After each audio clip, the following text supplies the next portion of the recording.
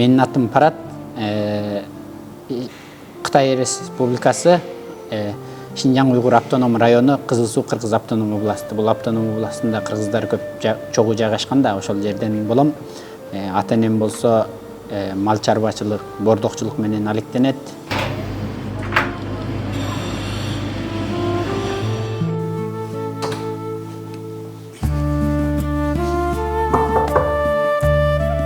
Үйгө чылайшаң барла.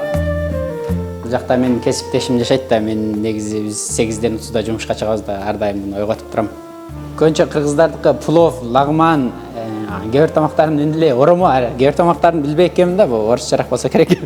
Анан биздики кытайлардыкы маягында тизмеси бар да, кытайлардык дегенди карап туруп, ушудан карап. Ошол жакта видео жазып турат. Кандай парман, абал жакшыбы? Мен азыр жумушка чыккалы аткам. Кечтерээк чалайын. Ата-энем болсо мал чарбачылык, бордокчулук менен алектенет. Ошол жакта билим алып, Кытайда толук орто мектептерде ошо кыргыз тили, кытай тилинде билим алып, анан жогорку окуу жайды Кытайдын Чыңдао деген шаарына барып, ошо химик инженер тарабынан окугам. Анан ошол жактан окуп, башта жумуш боюнча ошол өзүмдүн эле кесибим боюнча жумуштанып жүрүп, анан ошо Кыргызстанда биздин компания, ушул компаниянын Кыргызстанда ушундай бир проект, ушундай бир бөлүмчө, шеркет ачылгандан кийин анан мен тилди билгенимден кийин ушул тарабын жакшы болот окшойт деп анан ушул жагы 2024-жылы 7-айдын 21-и келгеним эсимде анык бар. Ошол кезде келип, ошодон бери эле ушул жакта иштеп атам. Анда 2 айдын алдында үйгө бир кайтып эс алып келдим. Азыр дагы ошо жумуш. Сагынбай элесиз азыр үйүңүздү? Сагыныш керек, сагынабыз бирок амал жок да. Көбүнчө жумуш иштеш керек. Андан башка биз күндө 2-3 күндө бирден телефондо азыр интернет жакшы да. Телефондо көрүшүп, сүйлөшүп турушабыз ошо. Ал жактагы билим кандай? Кыргызчаны үйрөтүү деңгээл жакшы элеби Кытайда? Дээрлик баарыңар ушундай сүйлөйсүңөрбү кыргызча? Менче менден жакшы сүйлөйт деп эсептейм. Бизде кыргыз мугалимдер бар да, алардын адабий үйрөтүүлөрү аябай жакшы. Мен өзүмдө дагы жакшы үйрөнө албаганырак деп эсептеймчи. Ошо негизи бардыгы эле кытай тилин, кыргыз тилин жакшы сүйлөшөт. Ошо сыноого деле мен кыргызча сыноо бергенмин да. Жогорку окуу жай сыноосуна кыргызча берип, андан кийин ошодон өткөндөн кийин анан бирок университетте кыргыз тилинде андай көп билимдер болбойт экен да. Чоң тилдерде Кытай тилин үйрөнүш керек экен. Ошо Кытай тилин үйрөнүп, ошо университетте толугу менен кытайча үйрөнгөм. Бирок орто мектеп, толук орто мектеп аларда ошо кыргыз тили боюнча эле окугам да. Балалык жагым негизи мен айылда чоңойгом да. Ошо айылда эле өткөн, айылда ошо достор менен эле көбүнчө биз ошо айылдакы балдар эле өзара эле ойнойт дейт да. Жанакы кыргыздын эле кадимки оюндары, чүкө, ордатууларды ойногом мен деле. Бирок азыр жакшы ойной албайм.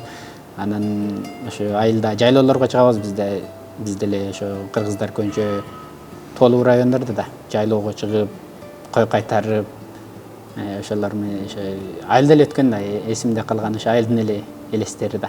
Мен иним көбүнчө чыкпаганда, мен эми чоң үйдөн улуусу болгондон кийин жайлоого мен көбүрөөк чыккам, иним азыраак чыккан да. Ошого мага караганда агыраак да. Мен жайлоодо ошо кой кайтарып жүрүп ошо карарып калгамын да. Жаңы келгенде ошо ашканаларга кирсек, орусча эле здравствуйден баштады да. Анан биз айтып койдук, кыргызчаны сүйлөшсөңүз, орусчаны чөнбөйт десек болот деди. Болот дептир, хорошо деп коюптур. Анан макул деп кирип тамак отурдук. Отургандан кийин бизде тамак тизмеси эле дейт да, болсо кытайча сайдан деп коет. Анан бизге аларга айттык, тамак тизмесин десек чөнбөйт. Тамак буйрта турган жазылуу нерсеңерди алып келгиле десек деле чөнбөйт. Анан болбогондо тамакты кандай буйртабыз, не тамактарыңар бар десек, анан түшөнүп калды да. Анан алып келгенин алды эле орусча экен. Анан чөнбөдүк да, карап телефондон котортуп буйртуп болгондон кийин, эми тамак жеп болгондон кийин төлөп коелу деп чакыртып келип, акчасын төлөп коелу дедик, чөнбөдү. Эсебин бууп коелу деп бактык. Анда деле чөнбөдү. Андан кандай болду? Ошондой үчөөбүз бар эдик да, үчөөбүз ар бир сөздөрдү айтып чыктык да.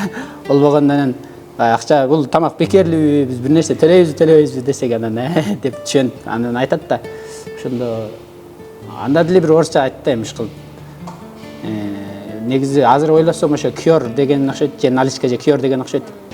Менин кызматым негизи ошо суунун анализдери.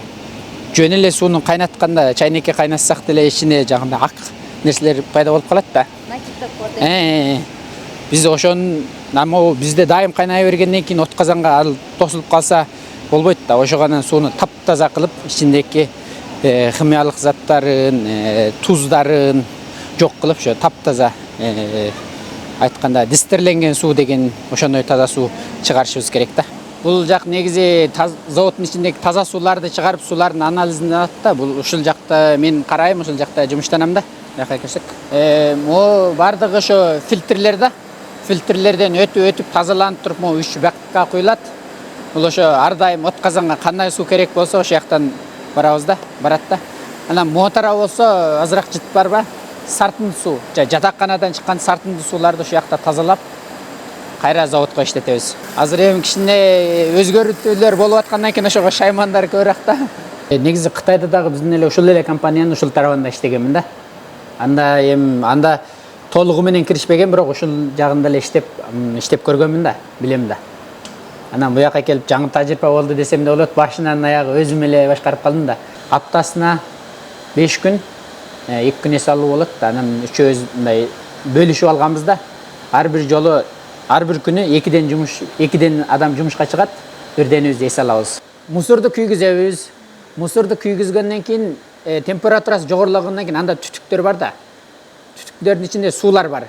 Суу температура жогорулаган сайын парга айланат. Пар басым бар да, пардын басымы аркылуу турбинаны айландырабыз. Турбинаны айландырып, турбина генераторду айландырат, электр энергия чыгарат. Анда ошол парга айлана турган ошол таза суу, ошол суу аябай таза болуш керек. Болбосо ошол чөкмө пайда болуп калат да. Ошол жака бара турган сууну биз ушул жактан тазалайбыз да.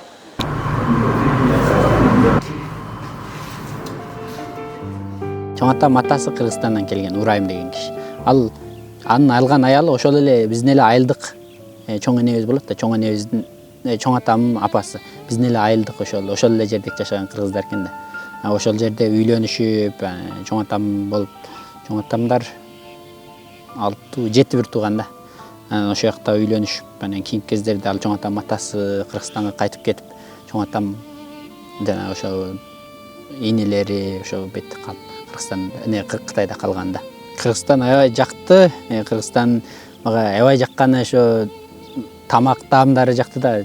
Табыгы эле ошо кой этин жесең ошо койдун бурагы келип турган, тоок эт жесең ошондой эле бурагы келип турган, табыгыйлыгы. Анан мага кыйын болуп калган ошо тилден эле кыйналып атам ошо. Бирок эми үйрөнүп кетем. Азыр деле жакшы эле сүйлөп калдым. Мен алдында бир жумуштар менен немеге бардымчы, Ысык көлдүн бир жээк тарабына бир акташ чыгарган жакка барып, акташ биз заводко акташ керек да.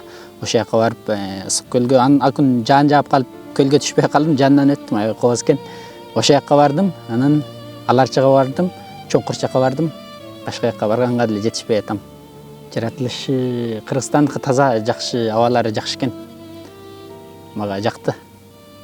Эми оор өнөр жай болбогондуктан ошо таза болуп калганбы билбейм, ошол таза да могу асман деле жапжашыл. Ошо абалай жакшы экен. Кытайда эми биз жашаган жерлерде неме бир Таклымакан деген бир чөлдүк бар да, кумдук. Ошого жакын болгондон кийин көбүнчө топой жаайт, шамал чыгат. Ошол жер жакпайт да мага. Кыргызстан андай эмес экен, ошол жери жакшы болот. Кыргызстан мага башкача мындай жакын сезилет да. Эгерде мындай Россияга же болбосо башка жакка барсаңар, бир кыргызды көргөнүңөрдө жакын сезилет да, тууганыңдай. Боордош бир тууганында. Ошол сезимдер болот да.